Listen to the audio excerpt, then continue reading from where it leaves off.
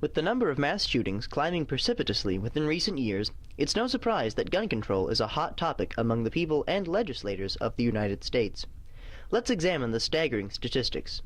Since 1982, as a country, we've experienced 62 mass shootings. Each year, these events become more and more deadly. In 2012, the number of victims injured or killed reached 151. Though our small Iowa town seems far away from the violence, local residents and law enforcement officials hold strong opinions on the matter. Is upholding the Second Amendment the answer, or do we need to enact more stringent regulations? Shenandoah Mayor Dick Hunt and Dick Baldwin, local gun retailer, feel very strongly about maintaining our constitutional right to bear arms. Well, as most of you know, the Second Amendment of the Constitution is the right to bear arms. They have no right to pass gun control in any manner. I think if you are in your right mind and you're not a felon, then you should be able to own a gun. Although many Americans consider gun ownership to be a fundamental constitutional right, citizens from other parts of the world consider it to be unnecessary and even dangerous. Rita Costa, a foreign exchange student from Portugal, shares her views on the prevalence of gun ownership in the U.S. America is unique also because of being able to have guns. I mean, everybody can have guns. Europe is pretty much anti-gun.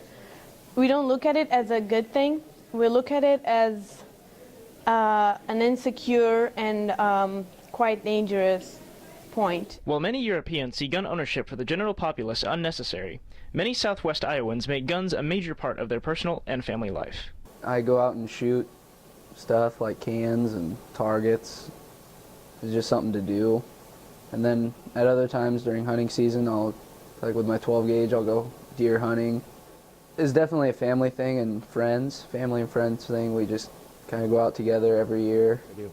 I'm an avid hunter, sportsman, and I do use guns outside of my capacity as sheriff.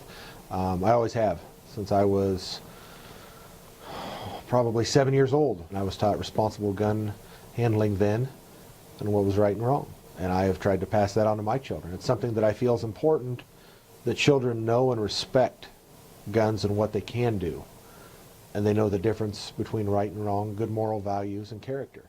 And they understand. While some members of the community think that upholding our Second Amendment rights is most important, others think that it makes more sense to restrict the types of weapons that can be owned by civilians. Semi-automatic rifles, the big clips, I really think that probably ought to be for military and law enforcement, the only people that could buy them, because you don't hunt with that kind of a weapon. You can use them for fun or for a sport, but the main purpose of a gun is to kill. Even in Southwest Iowa, the opinions on gun control are so diverse, it makes it hard to find a compromise to protect Americans from violence while maintaining their constitutional rights. The way I was taught, a gun is a tool. It can be used for good or evil because it is neither good nor evil. This is Devin Wood, Spencer Baldwin, And Tyler Meyer, reporting for the Shenandoah News Team and PBS Student Reporting Labs.